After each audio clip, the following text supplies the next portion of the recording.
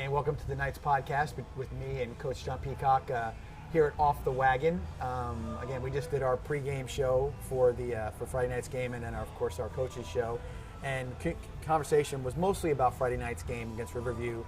We talked about the 35-7 win, by the way, and we talked about the field, how nice it was, and how we all looked at it and said, you know what, and maybe if they put that in Venice High School, we'd like to have one of those. Yeah, it was beautiful. It was a great playing surface. We were on there pregame when it was sunny out, and it didn't seem to give off any extra heat. They actually, fill it with cedar, yeah. Which was interesting. Because I've heard of the coconut husks, but I've never heard of the cedar they filled it with. But that obviously does a good job of not producing a lot of heat. Yes, somebody who was up there made a comment, kind of hit my head to the same way. He goes, "World's largest hamster cage." Yeah. But it didn't have the cedary smell to it. No, yeah, like I couldn't smell anything. They said when it kind of sprinkles or gets wet, you can kind of smell it then, though. But there's a lot worse smells than that. I can promise you that. Yes. So there's no doubt. And again, we always said too that they probably needed it first because that was a very low area.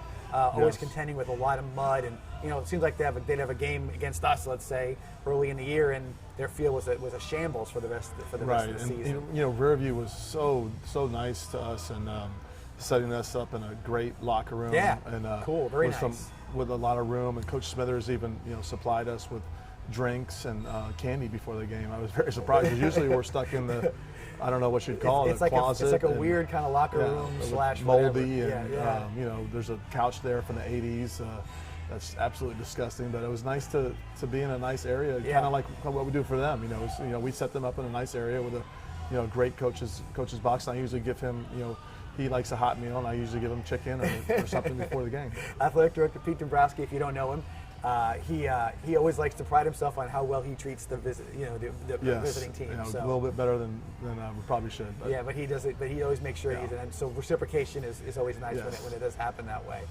Coach, on Friday night, I think the game, from a strategic perspective, really played out the way you thought it would. You had they slowed it down a little bit. We spread it out a little bit. So I tell you, I was shocked because they're a tempo team. They kind of. Coach Smithers saw our success. He kind of tried to copycat me and do the tempo, which I thought was a great idea. But when we went in Friday night, they huddled for the first time I've seen that in, I would say, 4 years. And they were running that clock down as far as they possibly could. And I was kind of shocked when they did that. And I know that when we talked before the game and the year prior they beat us, and I thought a lot of that had to do with them staying on the field as long as they had. Remember it was always like 3rd and 1 or 3rd and 2, and they would always convert that 3rd down and make it. It would take them 3 or 4 downs to get 10 yards, and they did that all the way down the field, and it really burned a lot of clock and kept us off the field. And then on top of all the mistakes we made, we just didn't have the ball a whole lot. So I think that was kind of their mindset going in the game, kind of like what we did to try to do to St. Francis last year. Because we just knew that they were a dominant team, and that the only chance we had is to kind of shorten the game. And so I was shocked when I saw that, but also kind of pleased, that we were Riverview St. Francis. So that was kind of a compliment, to our program to say, hey, we know we're not really ready to play 48 minutes against the Indians, but we're going to try to shorten this game as much as possible. Yeah, and like I said, and from our perspective, we did run tempo, and we talked in the coaches show earlier that every week that Colin Blazek is in the offense, the tempo gets a little crisper. Getting a little better, Because sometimes you can just rush to the line of scrimmage and then you don't know what you just rush into the line of scrimmage. If you rush to the line of scrimmage and go 3 and out, you're rushing to some bad things. Right. And so he made some plays early on. I think a crucial play early in the game was a 3rd and 10 on the first possession. Right. I think we convert on a beautiful catch, and Stephon Johnson's playing wide receiver. He wasn't playing wide receiver 4 weeks ago on a regular basis. And there's the go-to. You need 9-10 yards, and it's an out pattern to him, and it's as smooth as glass. Right. This is something we saw in film. We knew that we could get our first 3rd down conversion. We kind of saw that on film that they were kind of giving that up right away. So we knew, it was actually the first 4 plays are predetermined anyway. So that's kind of built in.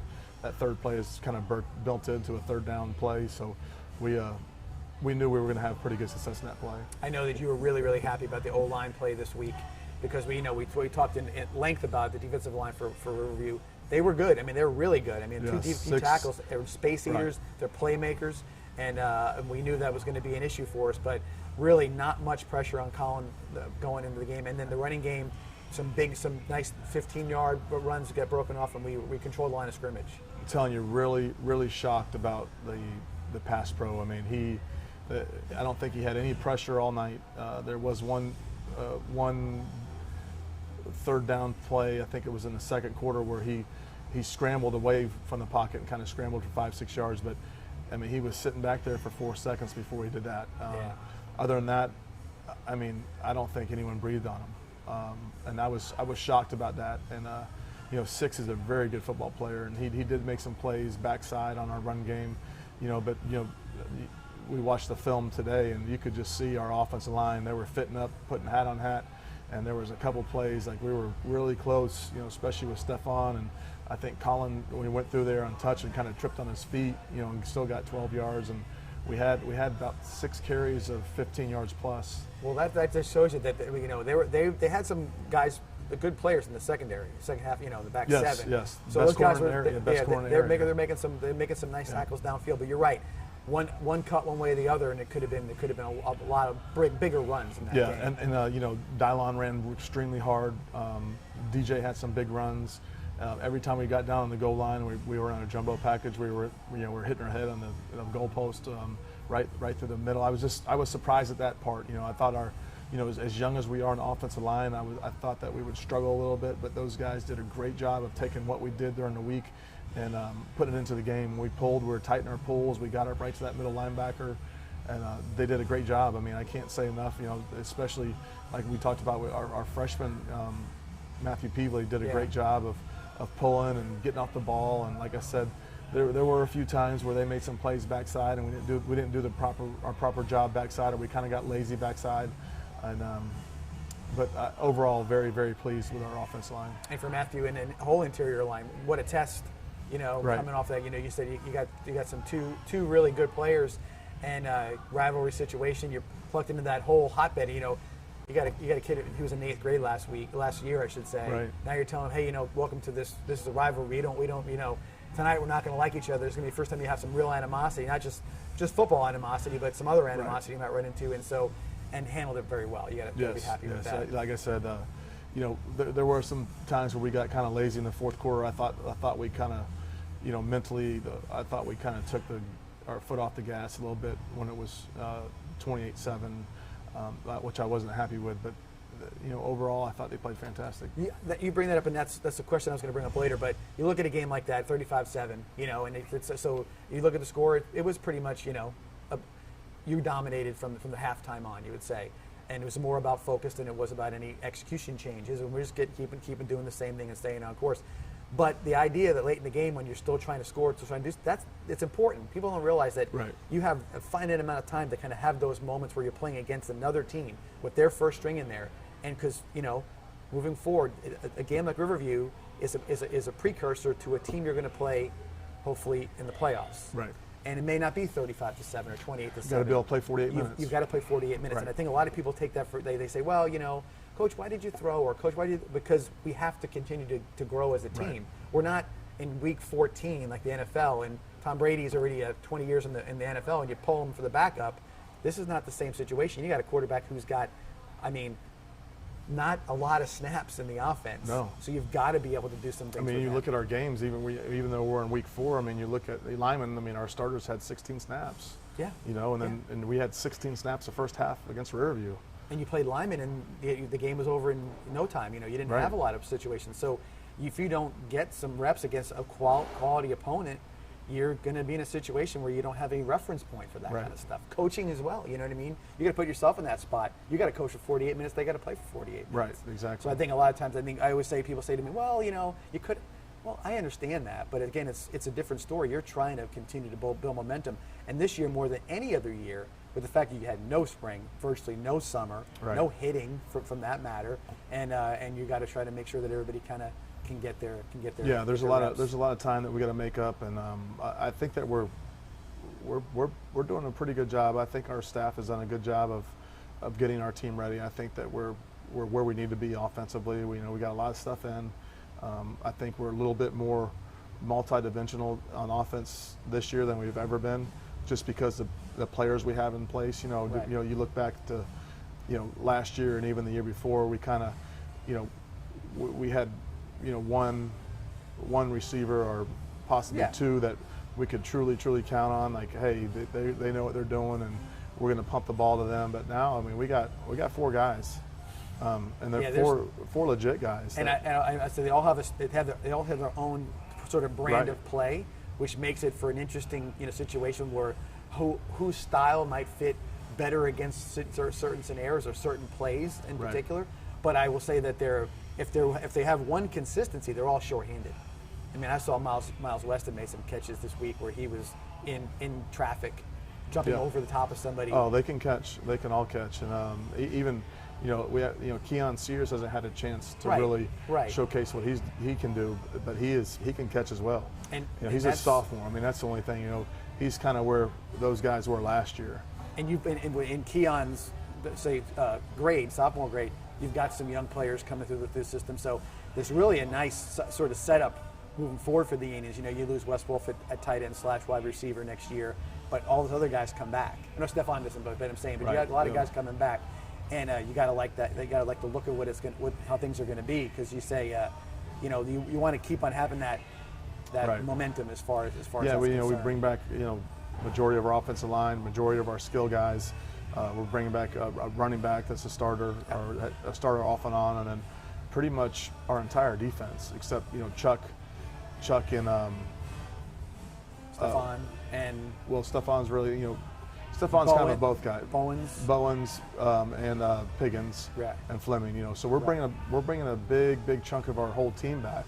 And I kind of think we're a good team, because I know Riverview's a great football team. Yeah, I mean, you said we talked about it too. They hadn't scored. Nobody scored a touchdown on them until we did. Nobody crossed the goal line. Right. I said, so it was, again, feather in our cap to know that.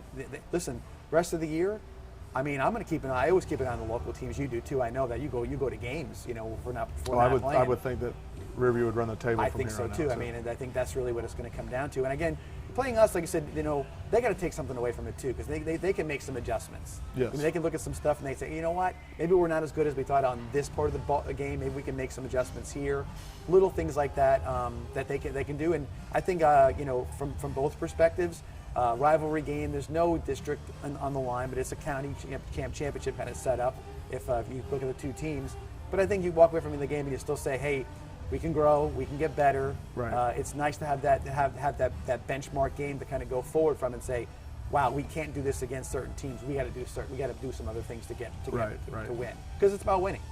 If you can do it and doing it the right way, no doubt. So Riverview 35-7 was the game on Friday night, and this week we have Sarasota Sailors, another rivalry game, if you want to call it that.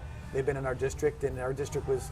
Well, they would have been in our district this year. We still have all of our district games intact. So, they say there's no district, but really, we're playing teams because they're in our district. We're playing Lakewood Ranch; they're in our district. So, I think even though there's technically no district, we're still going to try to win the district championship. And it's nice to play as many teams as you can locally, because sometimes you can't, because they're not in the district anymore. They play different stuff, and scheduling can be an issue. And sometimes they just don't want to play you. We talked about that. You're saying, hey, you're on social media, and you're getting somebody from the Panhandle says, I'll play you, coach, and you're like, well, that doesn't really fit my my travel plans into my schedule. We're driving down to Jacksonville playing Trinity Christian. Or, Right. St. Francis is flying down here to play.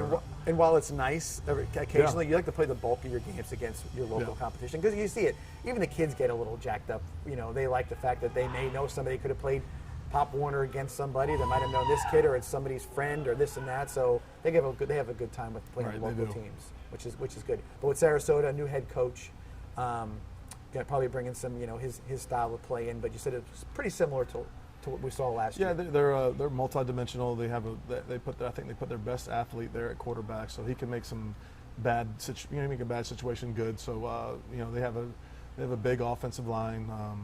The defense flies around the ball. So we have to make sure that we're still not celebrating, being able to beat Riverview, but we got to focus on Sarasota and make sure that we don't lose a game because we're not focused on the task at hand. Right, and that is always, they're always worried about that. It's the game that it's the you, all of a sudden you're not looking forward, but you're relaxing from a buildup of some sort, and you don't want that to happen. Complacency is not a good situation because you can find yourself in a dogfight, and sometimes you can't get that energy right. Yeah, you can't get it back. You let a team that's maybe not that you're better than, and you leave them in the game, and then bad things that happen at the end of the game, kind of like Riverview last year. Yeah, like you said, what you have is we talk about all the time.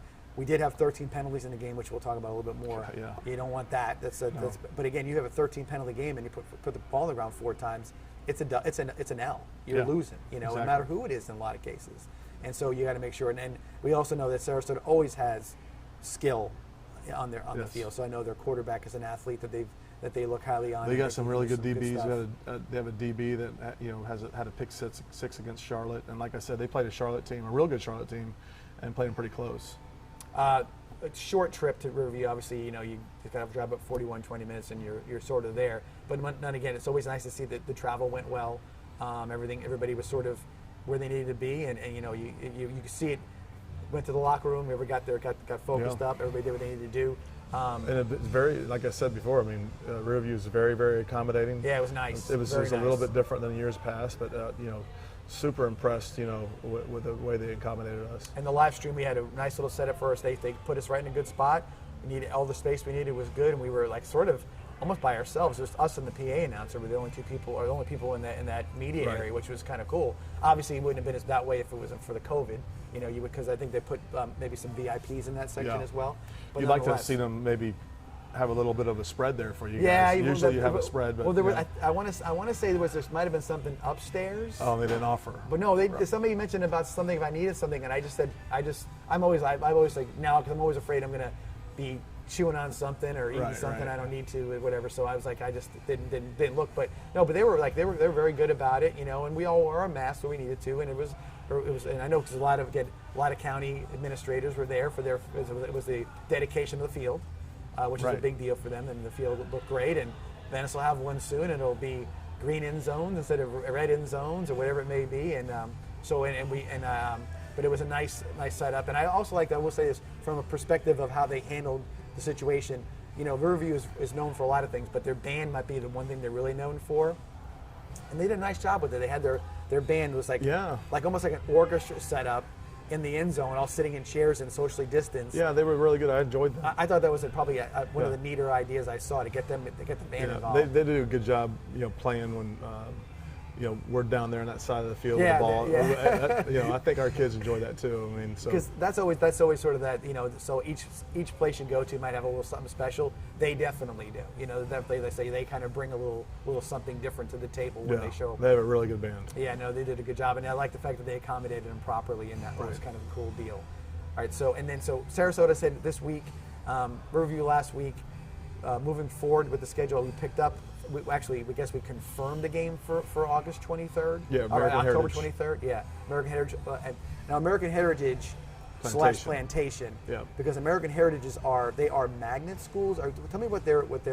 I don't know. There's a few though. There's a few of them that Right. This is the one that they're nationally ranked in the top. I want to say they're in the top 15 in the country right now. So that's going to be it'll be an interesting game. Yeah, and they're coming here.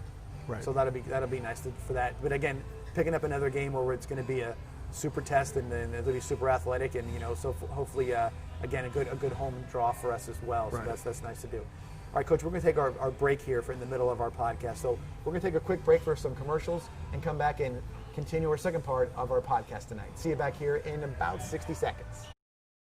SCF has campuses in Bradenton, Venice, Lakewood Ranch, and online. Students can obtain Associates in Arts degrees, Associates in Science degrees, Bachelor's degrees in workforce fields, or a certificate. Programs are offered in areas such as nursing, engineering, education, science, biotechnology, business, dental hygiene, and other trending professions. SCF offers an array of popular activities, sports, and clubs. SCF has it all.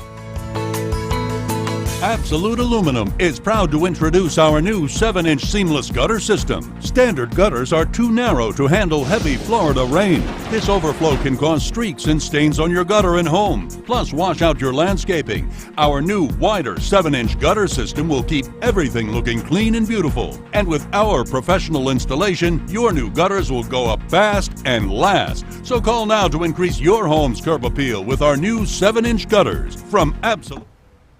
And we're back here at Off the Wagon for our podcast for tonight. And Coach, again, thanks to Tommy Viliani and his staff here at Off the Wagon for always accommodating us, and all of our sponsors and all the stuff that they do over the years. And the sponsors, not just for our media stuff, but also on-field stuff, Jumbotron. Yeah, so great support here. You know, the coaches show, the field signs, the Jumbotron sponsors, just kind of everything that we do.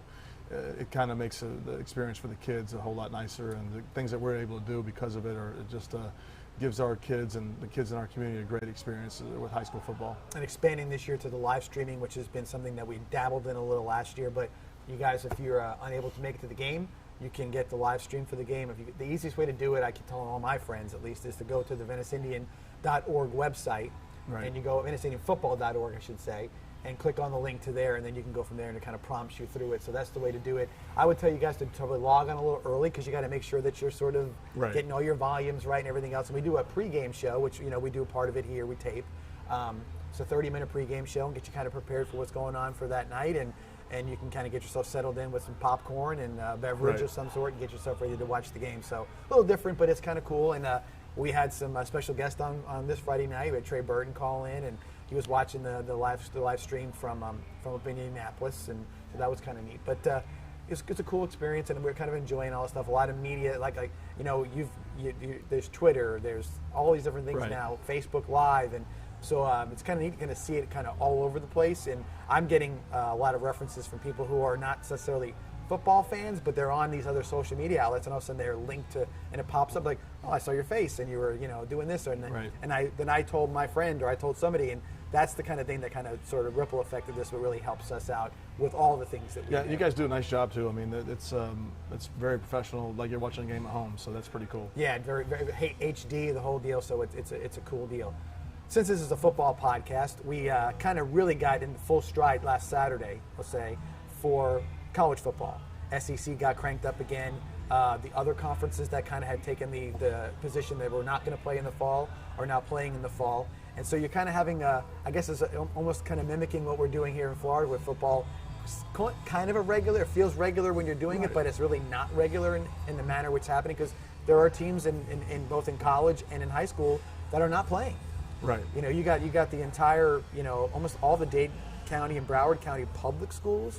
But I think they're practicing now, and they're getting ready to crank it up and start having their games. So, they did release the new regions, and we have an old friend of ours, St. Thomas, is in our region. It was just, everybody's like, oh, they're in our region. Well, they weren't in our region before. They were just one step away from the region. Right. So you would say that, but the thing that we were all talking about, and which I think is complicating people's view of this whole thing, is that 11-team region we're all being treated the same.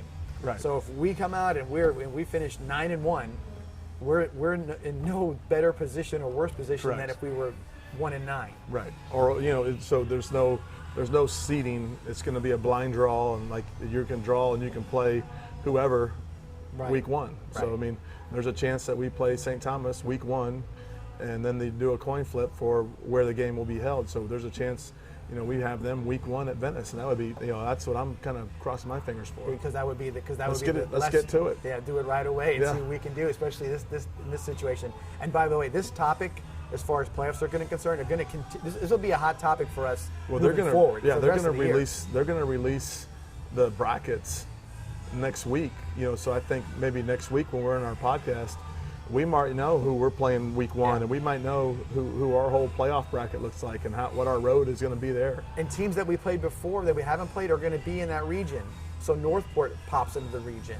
Yep. Other teams around that you've seen that we've played before, they're like, oh, okay, that's a familiar face. That's another familiar, because they're, well, it's really, I want to say it's almost the same exact region we had last year.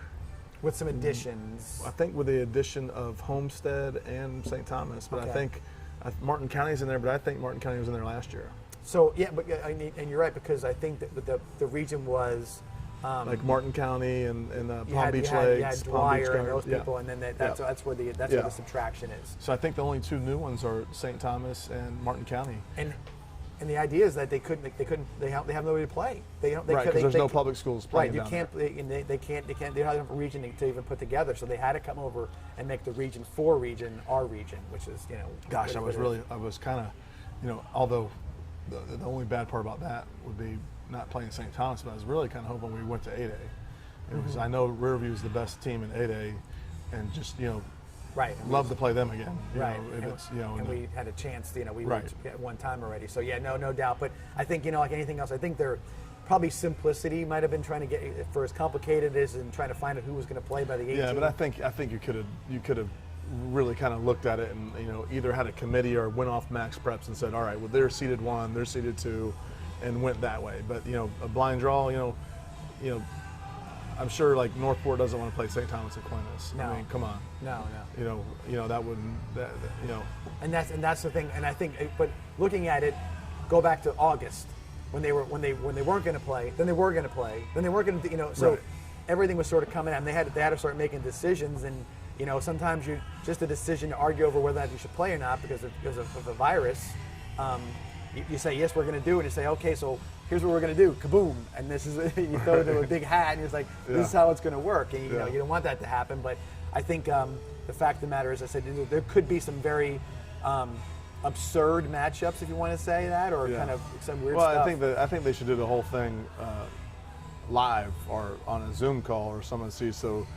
You're not flipping a coin, and Roger Harriet's the one flipping the coin, saying, "All right, well, it's heads for Venice at home," and you're like, "Let's retake this. Hold on, it's head." It should be. You're right. Right. You should have something where you can say that this it should be live. How are they going to do legitimacy it? to it. I'm sure they're not going to flip a coin 500 times either. I'm sure it's going to be, top bottom bracket type deal where they flip. Say, all right, well, top bracket is going to be home. Right. Whoever's on top or whoever's on bottom. Correct. I think that would be the smarter way to do it. That way you're not Right. doing it so many times. Imagine a person flipping the coin. Be worn Like, out. forget this. I ain't doing it anymore. But again, this will be a hot topic because, like I said, as we move forward, there'll be something else to talk about. Right. And then you obviously you're gonna. If you do know your opponent by next week or a week after that, you're gonna have your eye on them the whole time. You're gonna be kind of preparing. You're not gonna never not prepare properly for the team you're playing that week. That would be especially silly. in playoffs. Right. So, but you just got to make sure that you're looking at it and saying, okay, Right. yeah, this is the. And again, you have 10 other teams in there, so we're kind of. It'll be the first time in a long, long time somebody's known 5-6 weeks before that they're who they're playing at all, because it Right. comes down to some tiebreakers at the end of the year. It's always something. You got to have somebody that's really good at math, figuring out the equations of like how many points this person's going to end up with. I don't know what Coach Shanley's going to do because he spent about 3 weeks getting that whole point system down. Yeah, we always do. We're in there and we're drawing up equations on the board, and if this person beats this person, well, what about that person that played 5 weeks ago plays this person? It's just nuts. So we won't have to do all that nonsense. Yeah, no doubt. Again, go back to Riverview game with talking about traveling a short distance. Once again, it was sort of interesting to watch how everything, again, falls into place even in a short distance. As far as, and I think when Riverview in particular, they were. Well, Rivervieue feels. It's so much like home.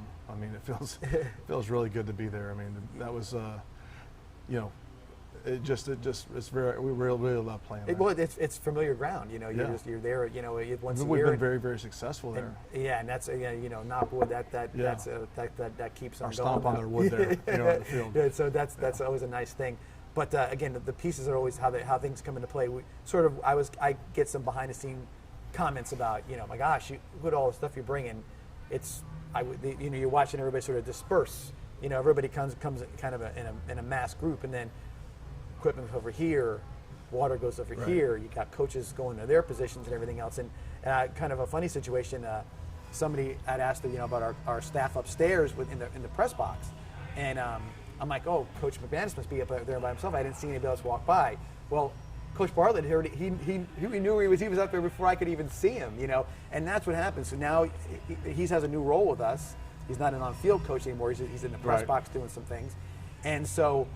even now, even a guy with in a new position who didn't know how to plug in the headsets last week has already found his way to get himself all plugged in, all good to go, and off and running. And that's the kind of setup that I don't know that people can take. There's a lot of moving parts in our program, and a lot of people do a lot of things and have a lot of different roles. And I mean, it's just from everything from the academic side to game day to practice and to just the off season and everything. There is a lot of moving parts and a lot of people that help make this successful. I guarantee it's not just me, and it's not just one single person. Even the idea like little tiny pieces, like making sure the roster's there for their PA Right. announcer. Little things like that. You don't you can easily forget about it. We see it all the time. We're late in the day. You're like, hey, we don't have the roster yet, or whatever it may be. But it's all those little things you gotta Right. make sure that are in place. And I think when we travel the way we do, it is a very sort of it has to be almost disciplined as well as a football play would be disciplined. Right. One person can't mess up because it can get the whole Right. system out of Right. place. So that would be. But another thing with that, I hope that we do have a lot more home games in the playoffs. For as much as we travel well, I don't want to do what we did last year. Oh no, and have it seemed like we were on the road for the whole entire season. Well, Palm Beach back, this Right. back and back and back. Yeah. So it's a lot. It was a lot. So that would be a hopefully that coin falls our way and we have. Yeah, and then also there's also that there's a whole lot of questions and unknowns. I mean, because as of 3 weeks ago, we weren't even allowed. Our county wasn't even allowing us to play anybody from South Florida. Right. Right. So depending on if South Florida goes back to stage 1, then I'm not sure. That could be. That's saying things can. That's what I say. It's Right. why it's a hot topic, because you don't know what's going to happen. Right. You don't know where it's going to, how it's all going to shuffle out and how it's going to move around. This is a fluid situation. Right. As far as everything else is going. Coach, we'll talk a little bit too. We mentioned defense. Defense this past week looked like they made another step forward as far as what they could do. I mean, Riverview put up some numbers against a pretty good Eastlake team. I think they played the first week.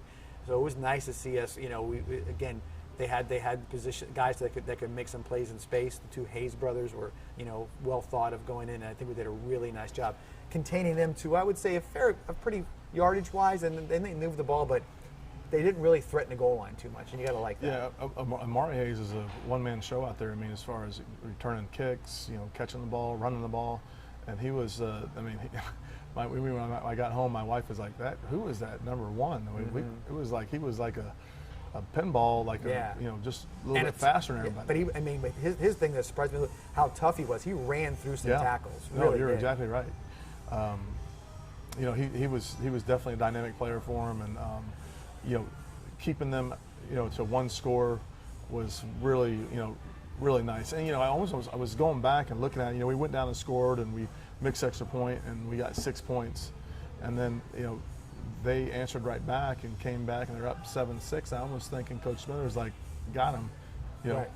Here we it's go. over. Yeah. Defense go beat them up for the next 30 minutes. Right. And our offense did a good job of putting some points on the board. Probably unexpected to them, since no one's even crossed the goal line yet. Yeah. So I think he was trying to be real precise of, hey, we've scored enough. It's going to be 7-6. We're going to pull off offensively and try to run this clock, and defense do your job. Yeah. And I was really proud of our offense. Because I know Coach Smithers is very, very precise, and that might have been his mindset. Yeah, I said you like the way they pursued the ball properly. Made pretty much, I would say, probably one of the better tackling games, outside of maybe how well Amari Hayes played, but we tackled well, kept everything sort of in front of us. So then We tackled everybody well except him. Yeah, but sometimes there's a guy that just there was something a little different with him. Yeah. I think because you can see it. He popped off the page, if you want to say it, Right. as far as well he played. So again, but the defense is moving forward, and then we also talked about special teams and how well both kickers performed on Friday night as well, which is always an important situation, because you've got to have that kicking game in place as you move forward. Yeah, Luke did a great job kicking off when he was very efficient on his extra points. The first one we missed, we didn't get the hold onto the tee, and then our punter, Merrick Houston. I mean, he flipped the field, did an unbelievable job, and he's another kid that has gotten a lot better since camp. I mean, when he first came out and started punting, we're like, all right, you got to punt a little harder there, buddy. Put it in.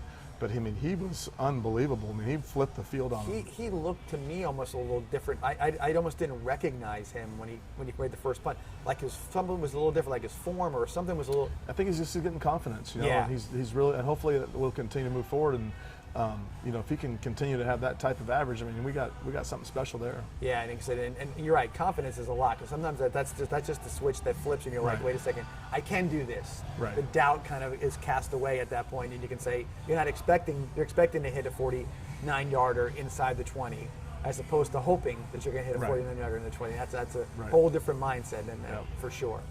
All right, Coach. I think we're almost out of time for our podcast tonight, but. Good luck for Friday night, this Friday night at home. Again, 7:30, Powell Davis Stadium. Looks like the weather's going to really be nice this week. We're hearing some thunderstorms in the background. Seems a little always bit be right raining now. tonight. Yeah, we're always sort of catching the running into the parking lot after this. But and don't forget to tune in. On Friday, you just go to VeniceIndianFootball.org or just log into one of our social media groups, and we'll have the link there, either on our Facebook account or our Twitter account, and you should be able to click right on there. They're doing a great job as far as the live broadcast of the games. It's very professional. It looks like you're watching a game at home, and hopefully you weren't too much of a homer last game. I know Josh Grant, who's our really, really good play-by-play guy, his inflection was a little stronger, I would say, for Venice's touchdowns, but we had more touchdowns, so maybe that would, and there was a few sort of highlighty kind of plays. But no, we really tried to make sure that we accented and complimented the review players as much as we did the Venice players, and again we'll end that because all these kids are getting an opportunity. It could be their one chance that they get to be on a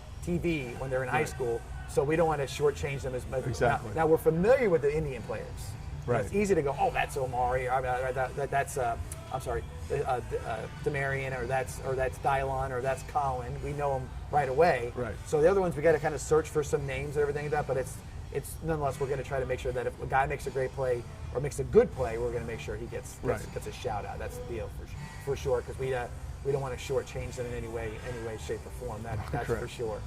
All right, so that'll wrap it up for tonight, Coach. And again, we'll see you guys. Oh, again, on Friday night, question for you real quick, because that came up for somebody else. Are they thinking about expanding the participation from a fan's perspective? Or are we still at the 25%? I'm totally out of that deal. Okay. That's for the head honcho, Pete Dombrowski. I'm sure he'll let everybody know. I haven't heard anything different. I'm sure they're going to have some plan for tickets. I just really haven't heard yet. Yeah, because like I said, I don't think that we'll react as fast as maybe some of the bar restaurants did to Governor DeSantis's, saying, hey, let's open the doors again. So I think it'll be I would be surprised if they did anything really at any quick point in time. I'm not sure. It seemed like there was a lot of people at Riverview though Friday night. Yeah, there were. But again, who knows what their capacity is and what they could go up against. But for this point, I'd tell everybody, if you're, I think the same capacity you'll be for Friday night it was the last time we played against Reigns. I'd plan on that. Yeah, no doubt. All right. Once again, thank you, Coach, and thank you guys for joining us for our podcast tonight. We'll see you here next Tuesday night for our post Coaches Show podcast. See you later.